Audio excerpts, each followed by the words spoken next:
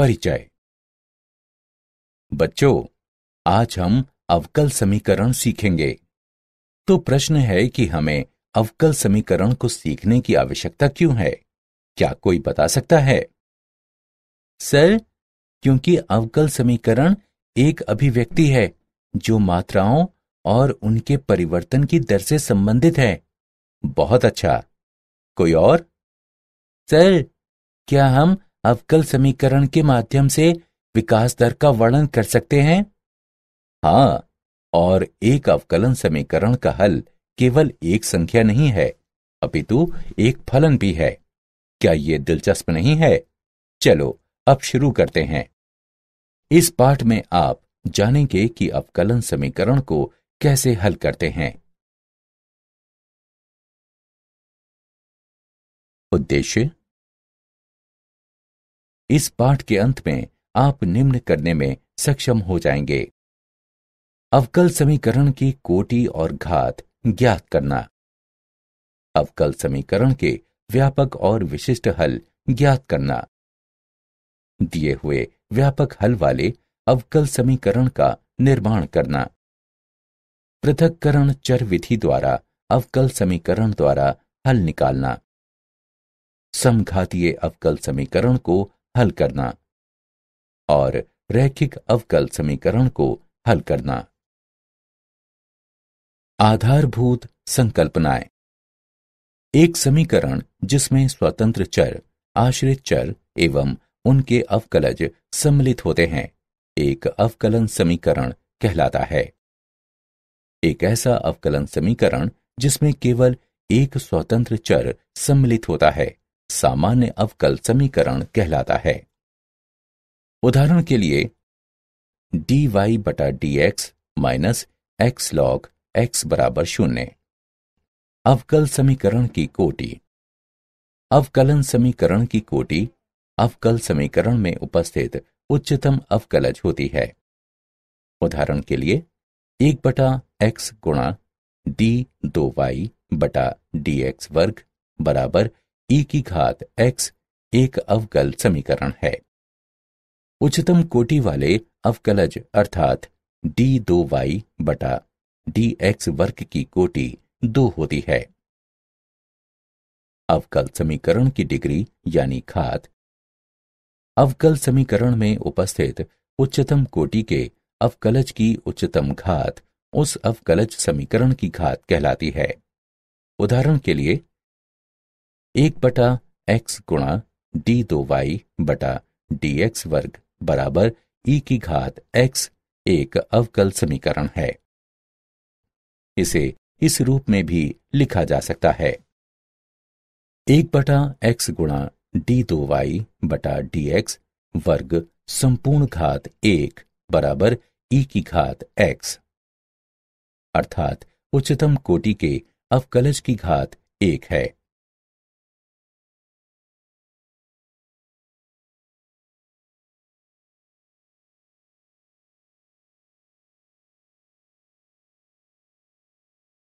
उदाहरण। निम्नलिखित अवकल समीकरण की कोटि और घात ज्ञात करें। हल। दिया गया है कि d2y बटा dx वर्ग की संपूर्ण घात 3 जमा dy बटा dx बराबर sin x।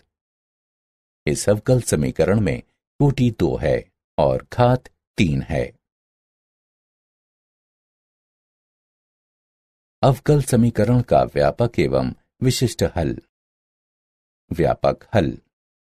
एक nवीं कोटि के अवकल समीकरण के लिए व्यापक हल एक ऐसा हल है जिसमें हल में अचर राशि c का मान बदल सकता है। उदाहरण के लिए अवकल समीकरण dy बटा dx बराबर e की घात x माइनस 2, इसे समीकरण 1 से चिन्हित करें। व्यापक हल को निम्न प्रकार से प्राप्त किया जा सकता है। समीकरण 1 के दोनों तरफ समाकलन करने पर हमें प्राप्त होता है y बराबर e की घात x minus 2x plus c। इसे समीकरण 2 से चिन्हित करें। हल में c का मान कुछ भी हो सकता है, क्योंकि जब हम y का अवकलन करते हैं तो c का मान 0 हो जाता है, क्योंकि एक अचर का अवकलन 0 होता है। विशिष्ट हल। एक nवीं कोटि के अवकल समीकरण के लिए विशिष्ट हल एक ऐसा हल है जिसमें अचर राशि c का एक विशिष्ट मान होता है। इस प्रकार के हल प्रारंभिक मान समस्याओं में होते हैं। अवकलन समीकरण dy बटा dx बराबर e की घात x माइनस 2 का व्यापक हल y बराबर e की घात x minus 2x plus c है। जब y 0 बराबर 3 है, इसका तात्पर्य है x बराबर 0 पर y बराबर 3 है। समीकरण 2 में x तथा y का मान रखने पर हमें प्राप्त होता है c बराबर 2। अवकलन समीकरण का विशिष्ट हल है y बराबर e की घात x माइनस 2x जमा 2।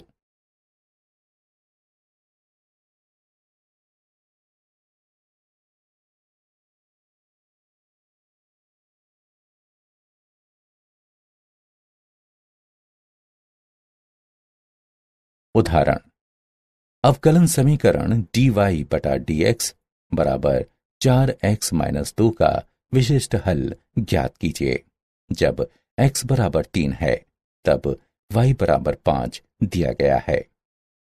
हल दिया गया है dy बटा dx बराबर 4x माइनस 2, dy बराबर 4x माइनस 2 dx।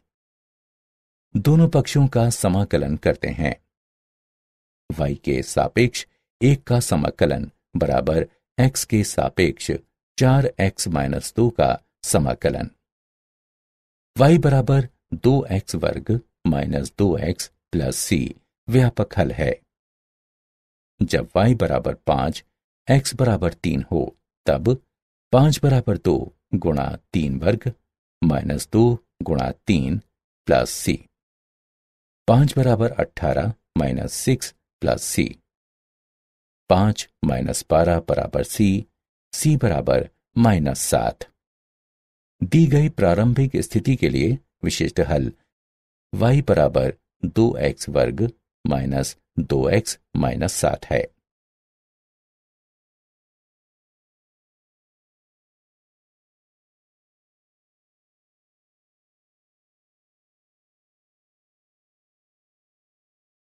दिए हुए व्यापक हल वाले अवकल समीकरण का निर्माण।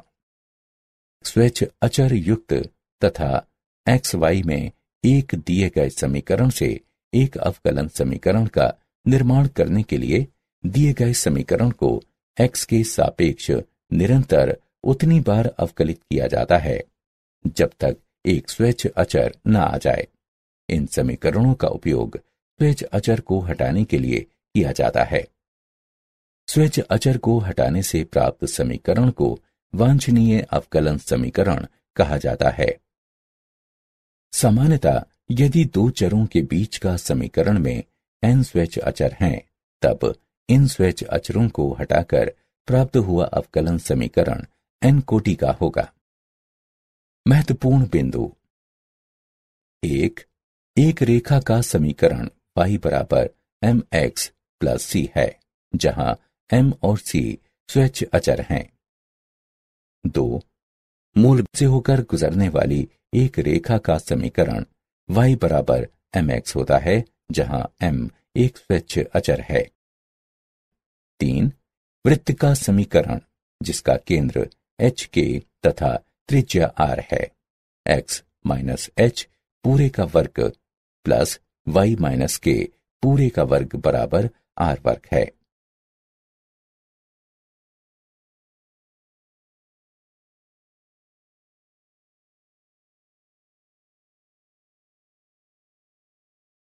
उदाहरण। वक्र कुल का अवकलन समीकरण ज्ञात कीजिए। y बराबर m cos 6x plus n sin 6x, जहां m n स्वेच्छ अचर हैं। हल दिया है y बराबर m cos 6x plus n sin 6x। इसे समीकरण 1 से चिन्हित करें। समीकरण 1 का x के सापेक्ष अवकलन लेने पर हम पाते हैं dy बटा dx बराबर -6m sin 6x जमा 6n cos 6x। इसे समीकरण 2 से चिन्हित करें। समीकरण 2 का x के सापेक्ष अवकलन लेने पर हम पाते हैं d2y बटा dx वर्ग बराबर -36m cos 6x minus 36n sin 6x। इसे इस प्रकार से लिखा जा सकता है d2y बटा dx वर्ग बराबर -36 गुणा m cos 6x plus n sin 6x। इसे समीकरण 3 से चिन्हित करते हैं। समीकरण 3 में y का मान रखने पर हम पाते हैं d2y बटा dx वर्ग बराबर -36y। अतएव d2y बटा dx वर्ग प्लस 36y बराबर 0। यही वांछनीय अवकलज समीकरण है।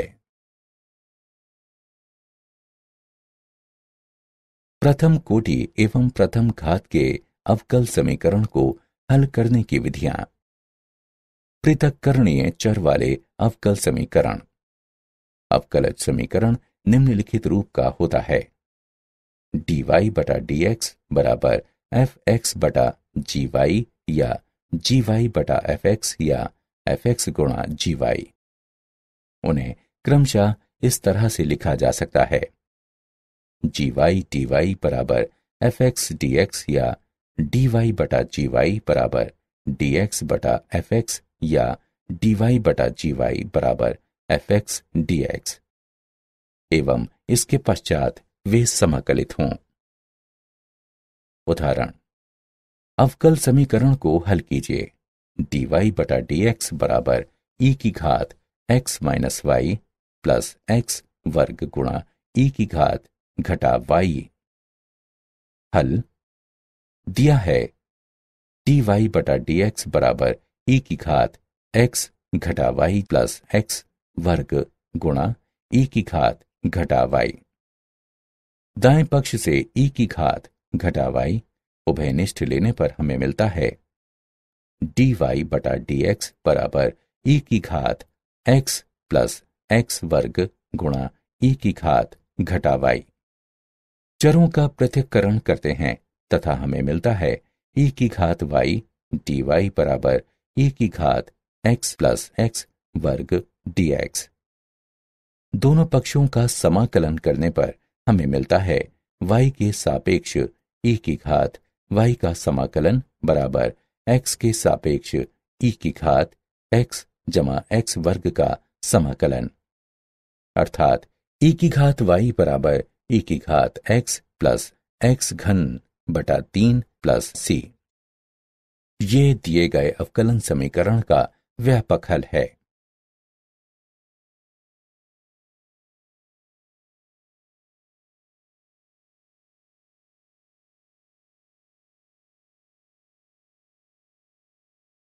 समघातीय अवकलन समीकरण। एक प्रथम अवकलज समीकरण के रूप में m xy dx जमा n xy dy बराबर 0 को समघातीय कहा जाता है यदि कैपिटल M और कैपिटल N दोनों गुणांक फलन समान घात के समघातीय समीकरण हों। हल विधि। प्रतिस्थापन y बराबर vx या x बराबर uy का उपयोग करते हैं। प्रतिस्थापन के बाद परिणामी समीकरण पृथक्करणीय समीकरण होता है।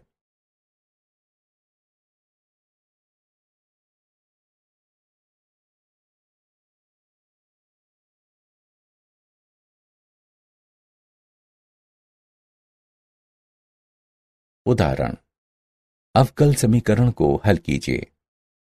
dy बटा dx बराबर x वर्ग y बटा x घन जमा y घन।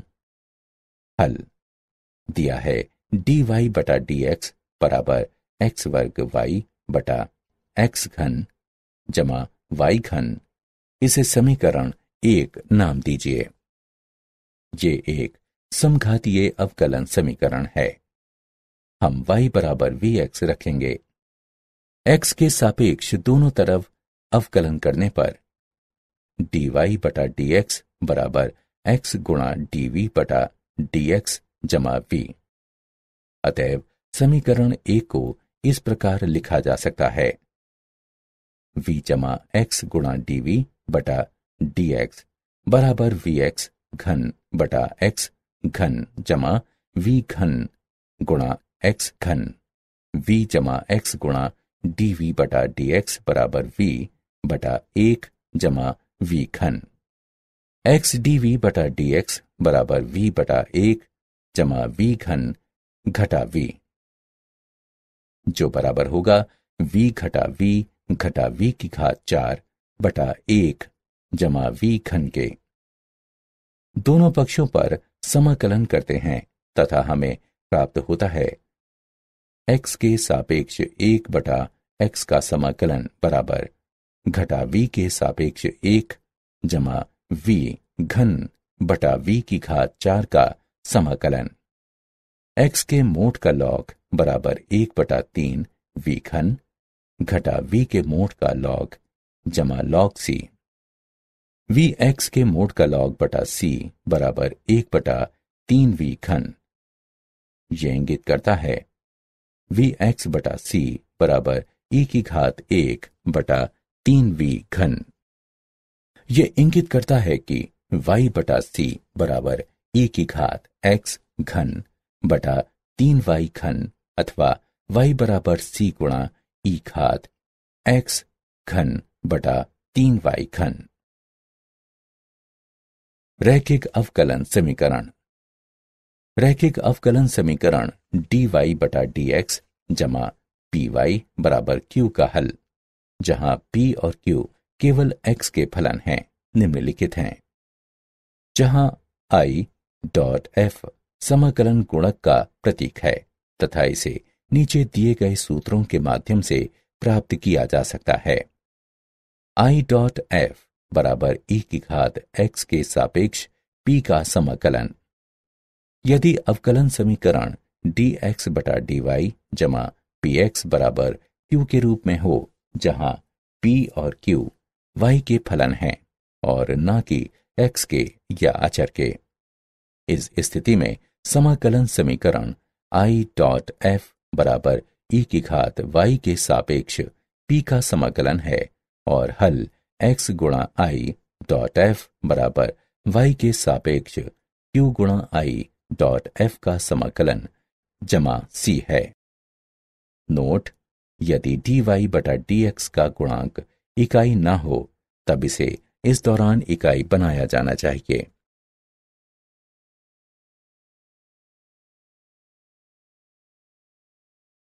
उदाहरण: अवकलन समीकरण को हल कीजिए। हल दिया गया है dy बटा dx जमा 3x वर्ग y बराबर 6x वर्ग। इसे समीकरण 1 से चिन्हित करें। px बराबर 3x वर्ग और qx बराबर 6x वर्ग के साथ दिया हुआ समीकरण रैखिक है। समाकलन गुणक को इस प्रकार प्राप्त किया जा सकता है: i डॉट f बराबर e की घात x के सापेक्ष 3x वर्ग का समाकलन, जो कि बराबर है e की घात x घन के। समीकरण 1 को समाकलन गुणक से गुणा करने पर हमें मिलता है e की घात x घन गुणा dy बटा dx जमा 3x वर्ग गुणा e की घात x घन गुणा y बराबर 6x वर्ग गुणा e की घात x घन, अथवा d बटा dx गुणा e की घात x घन गुणा y बराबर 6x वर्ग गुणा e की घात x घन। दोनों पक्षों का समाकलन करने पर हमारे पास है e की घात x घन गुणा y बराबर x के सापेक्ष 6x वर्ग गुणा e की घात x घन का समाकलन बराबर 2 गुणा e की घात x घन जमा c। y के लिए हल करने पर हमें मिलता है y बराबर 2 जमा c गुणा ई की घात घटा एक्स घन। क्या आप जानते हैं, गोटफ्रीड विल्हेम लेबनीज ने चर पृथक्करण की विधि दी। उन्होंने रैखिक अवकलन समीकरण का हल भी प्रदान किया।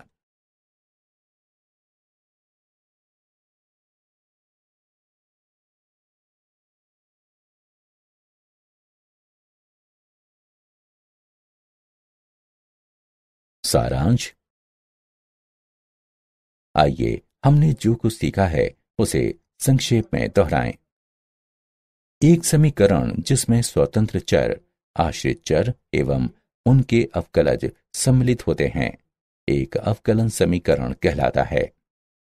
अवकलन समीकरण की कोटि अवकल समीकरण में उपस्थित उच्चतम अवकलज होती है। अवकल समीकरण में उपस्थित उच्चतम कोटि के अवकलज की उच्चतम घात उस अवकलज समीकरण की घात कहलाती है। एक nवीं कोटि के अवकल समीकरण के लिए व्यापक हल एक ऐसा हल है जिसमें हल में अचर राशि c का मान बदल सकता है। एक nवीं कोटि के अवकल समीकरण के लिए विशिष्ट हल एक ऐसा हल है जिसमें अचर राशि c का एक विशिष्ट मान होता है। इस प्रकार के हल प्रारंभिक मान की समस्याओं में होते हैं। यदि दो चरों के बीच के समीकरण में n स्वैच्छ अचर सम्मिलित हो, तब इन स्वैच्छ अचरों को हटाकर प्राप्त अवकलन समीकरण n घातीय होगा।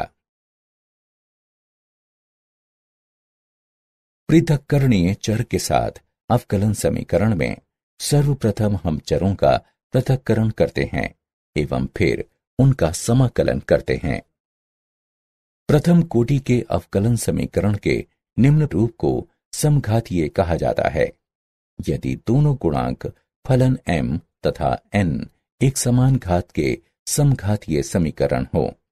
सर्वप्रथम हम y बराबर vx का मान रखते हैं तथा फिर परिणामी समीकरण पृथक्करणीय चर होता है।